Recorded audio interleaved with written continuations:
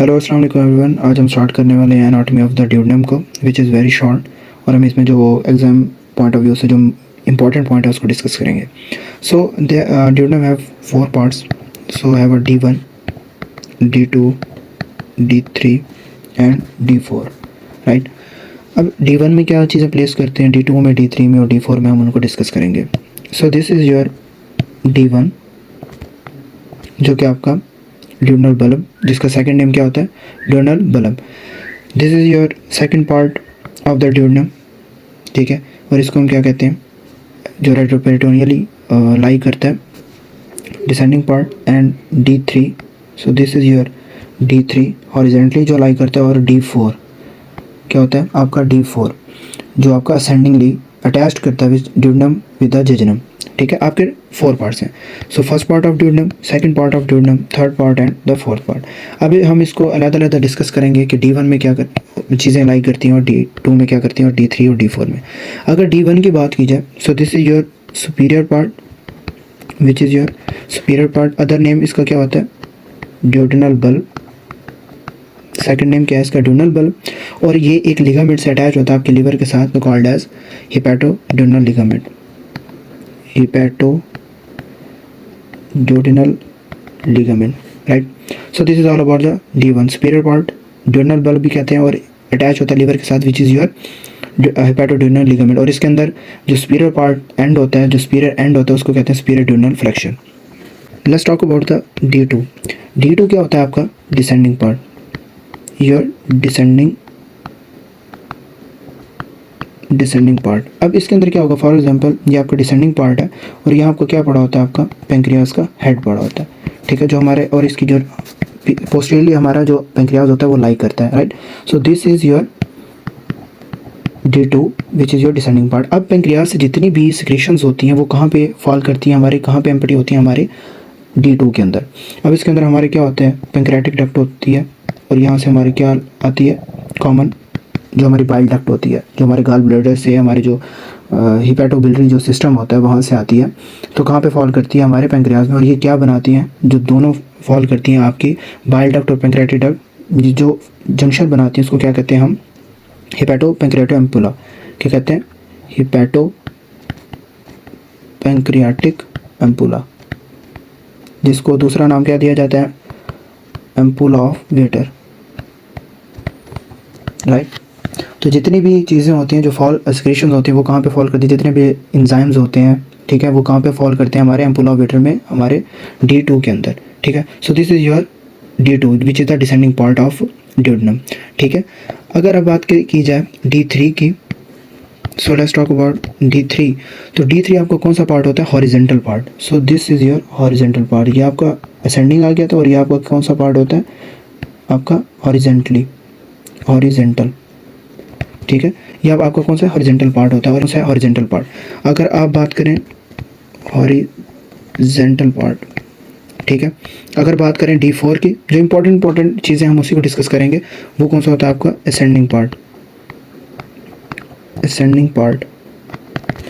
So this is your descending, horizontal and like this. So this is your ascending part of the duodenum, और जिसको हम क्या कहते हैं, D4 भी कहते हैं, ठीक है। ये किसके साथ जाके इंट्रापेरिटोनियली जो जेजुनम होती है वो लाई करती है, और किसके साथ जाके अटैच होता है, हमारे जेजुनम के साथ, ठीक है। So this is all about D1, D2, D3 and D4, ठीक है। अगर आप बात करें इसकी ब्लड सप्लाई की, so if we talk about the blood supply, तो इसके अंदर anterior plus posterior superior pancreaticoduodenal arteries lie करती हैं, जो सप्लाई करती हैं, जो ब्रांच किसकी होती हैं, गैस्ट्रोड्यूडेनल आर्टरीज की। ये ब्रांच किसकी होती है, आपके ब्रांच ऑफ गैस्ट्रोड्यूडेनल आर्टरीज, ठीक है। Anterior posterior superior pancreaticoduodenal arteries which is the branch of gastroduodenal artery. और इसके अंदर सेकंड वन कौन सी होती है, आपकी इंफीरियर पेंक्रियाटिको ड्यूडेनल आर्टरी, ठीक है ना। और ये मिल के क्या बनाती हैं, आपकी आर्टेरियल आर्केड बना देती हैं। तो ये आपकी जौन सा होता है, आर्टरीज होती हैं जो हमारी जो ब्लड सप्लाई करती हैं, और इसी तरह से उसके जो करस्पॉन्डेंट वेन्स होती हैं वो उसकी वेनस ड्रेनेज करती हैं। सो this is your blood supply. अगर अब बात की जाए हमारी इंटरवेंशन की, जो हमारी वेनस सिस्टम होता है, जो नर्वस सिस्टम होता है, तो इसके अंदर भी वही दोनों चीज़ें होंगी। First one your sympathetic and parasympathetic, sympathetic और पैरासिम्पैथेटिक। अब इसके सिंपैथेटिक को कौन कह रहा होता है? आपकी कोलिक प्लेक्सिस, आपको जो मैंने डिटेल में स्टोमिक की एनाटॉमी में पढ़ाया था। कोलिक प्लेक्सिस होते हैं वो सिंपैथेटिक इन्वेशन कर रही होती हैं, जो नर्व्स होती हैं, और पैरासिम्पैथेटिक में क्या होगा? Vagus, which is your 10 cranial nerve. ठीक है, so this is your sympathetic and parasympathetic nervous system. ठीक है, अगर अब ना इसकी थोड़ी सी अगर हिस्टोलॉजी की बात की जाए,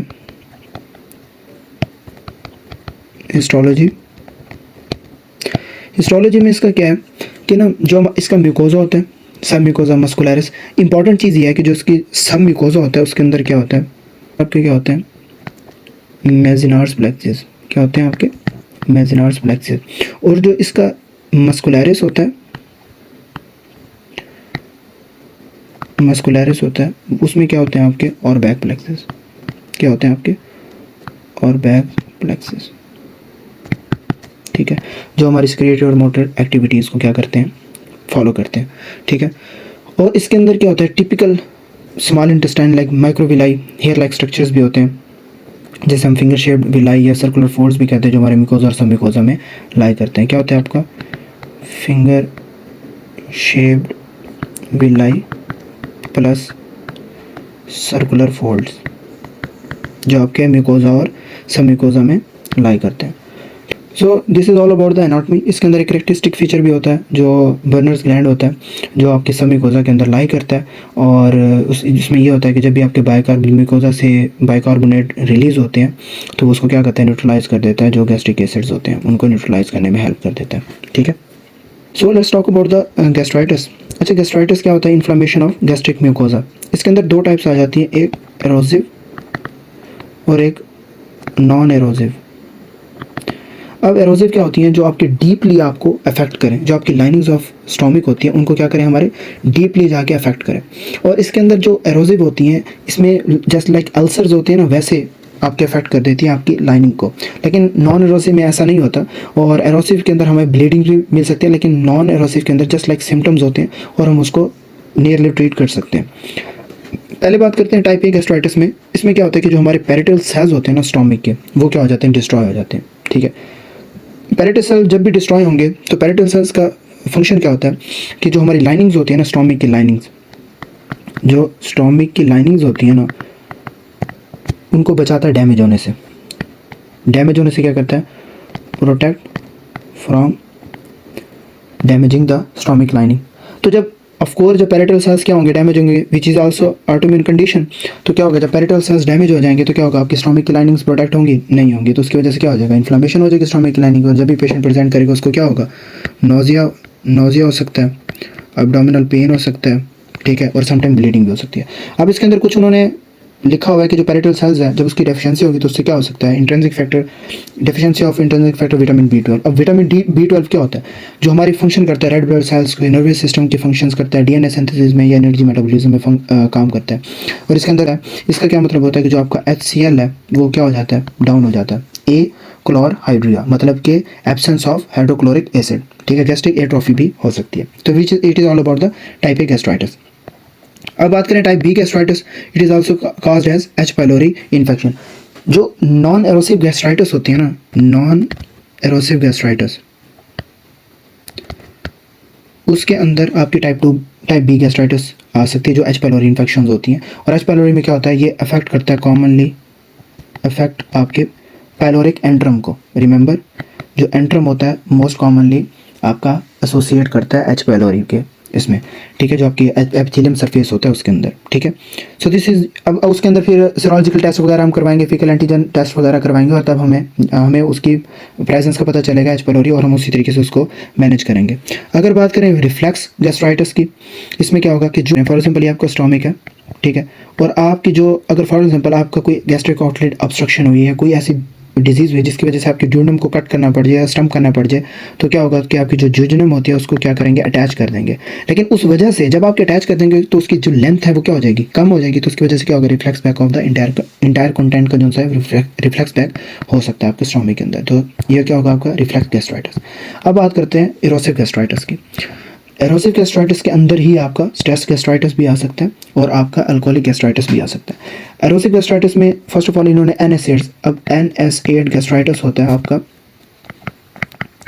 NSAID गैस्ट्राइटिस में क्या होता है कि एस्पायरिन, फॉर एग्जांपल एस्पायरिन है, so this is your NSAID, वो क्या करता है, डैमेज करता है आपके म्यूकोजल बैरियर्स को, आपकी म्यूकोजल लाइनिंग्स को डैमेज करता है, जिसकी वजह से क्या होता है, जो आपकी हिस्टामीन है वो क्या होते हैं, रिलीज होते हैं। NSAIDs क्या करते हैं, आपके हिस्टामीन को रिलीज करते हैं, जो क्या करते हैं, आपके एक्यूट इन्फ्लेमेशन करना स्टार्ट कर देता है। अगर स्ट्रेस गैस्ट्राइटिस होता है, इसके अंदर क्या है, reduction of the blood supply to the gastric mucosa. Sometimes जब पेशेंट प्रेजेंट करता है तो वो 18 घंटे के अंदर मेजरली हमारे प्रेजेंट करते हैं। सो किसकी वजह से हो सकता है, उसके रिस्क फैक्टर क्या होते हैं, किसी भी ट्रॉमा की वजह से हो सकता है, बर्न की वजह से हो सकता है, राइट, कि स्ट्रेस अल्सर्स की वजह से हो सकता है मेजरली, या कर्लिंग अल्सर्स आपने पढ़ा होगा, हाइपोटेंशन की वजह से हो सकता है, ठीक है, CNS इंजरी की वजह से हो सकता है, CNS इंजरी की वजह से होता है, shock, bleeding, hypovolaemia, the blood supply to the gastric mucosa reduced. इसकी वजह से क्या होता है, आपकी जो गैस्ट्रिक म्यूकोसा उसमें जो ब्लड सप्लाई वो क्या होगी, रिड्यूस, जिसकी वजह से क्या हो सकता है, आपकी इरोसिव इंजरी हो सकती है। और to prevent stress ulcer by using PPIs और H2 blockers in patient who undergo any major surgery. इसके अंदर आप जब H2 रिसेप्टर्स या PPIs वगैरह देते हैं ना, तो ये इसको थोड़ा बहुत जो सा होता है वो हमारे इंसिडेंस ऑफ द ब्लीडिंग जो होती है उसे कम कर देता है। एरोसिव गैस्ट्राइटिस स्ट्रेस के। अब अल्कोहलिक की बात की जाए तो उसके अंदर भी ये होता है कि जो अल्कोहल होता है ना वो लीड करता है आपकी एरोसिव गैस्ट्राइटिस को और अपर GIT ब्लीडिंग को, ठीक है। सो किसके अंदर फॉल करते हैं, एरोसिव स्ट्रेस और अल्कोहलिक है।